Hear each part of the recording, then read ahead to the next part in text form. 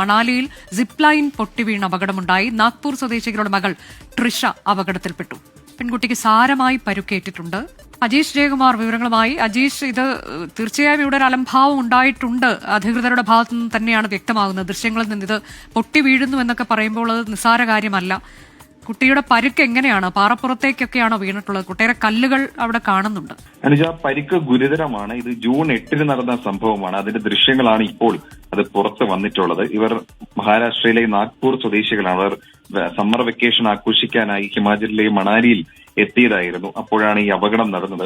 അവരുടെ 10 വയസ്സുള്ള മകൾ ട്രിഷ ബിജുവെ എന്നാണ് ഈ മകളുടെ പേര്. ഈ മകൾ ഈ സിപ്പ് ലൈനിൽ കയറുന്ന സമയത്ത് കയറി നദി ക്രോസ് ചെയ്ത് അതിലൊരു പകുതി എത്തുമ്പോഴാണ് അത് പൊട്ടി വീഴുന്നത്. നേരെ വീണത് അത് പാറക്കൂട്ടങ്ങളുടെ മുകളിലായിരുന്നു. കുട്ടിയുടെ കാലിലും ശരീരത്തിന്റെ പല ഭാഗങ്ങളിലടക്കം നിരവധി പൊട്ടലുണ്ട്.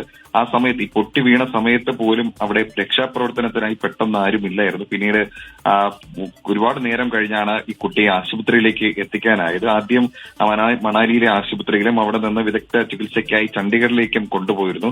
പിന്നീട് ഈ കുട്ടി ഇപ്പോൾ വിദഗ്ധ ചികിത്സയ്ക്കായിട്ട് നാഗ്പൂരിൽ തന്നെ ഈ കുട്ടിയെ എത്തിച്ചിട്ടുണ്ട്. എന്തായാലും ഈ സിപ്പ് ലൈൻ അവർക്കെതിരെ ഇവരുടെ കുടുംബം ഇപ്പോൾ നിയമ നടപടി സ്വീകരിക്കാൻ ഒരുങ്ങുകയാണ്. കാരണം ഒരു സുരക്ഷയും ഇല്ലാതെയാണ് ഇത്തരത്തിലുള്ള അഡ്വഞ്ചർ ടൂറിസം ആക്ടിവിറ്റികൾ ഈ മണാലി പോലുള്ള സ്ഥലങ്ങളിൽ നടത്തുന്നത് എന്നാണ് ഈ കുടുംബം ആരോപിക്കുന്നത്. നിരവധി ഇത്തരത്തിലുള്ള ടൂറിസം ഈ മണാലിയിൽ ഇത്തരത്തിലുള്ള ഓപ്പറേറ്റർമാരുണ്ട്. പക്ഷേ യാതൊരുവിധ സുരക്ഷയും ഇല്ലാതെയാണ് ഇത്തരത്തിൽ ഇവർ ഈ അഡ്വഞ്ചർ ടൂറിസം ആക്ടിവിറ്റികൾ നടത്തുന്നതെന്നാണ് അവർ ആരോപിക്കുന്നത്.